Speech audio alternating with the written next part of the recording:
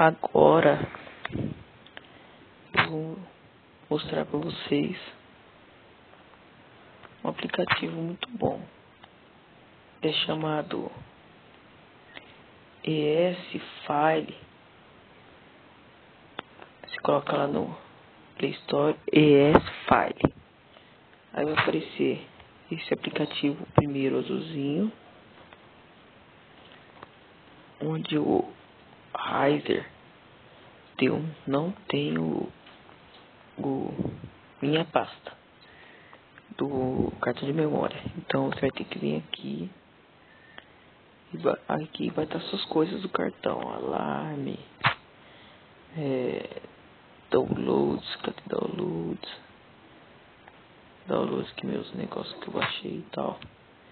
Aí tem o mídia, que tem áudio, notificação, Facebook, tal. É coisa rápida, você baixa em tempo de 2 minutos. São os meus jogos. Gostei muito. Os bolinhos da tela. Legal, né? Então é isso, foi um vídeo só pra zoar mesmo.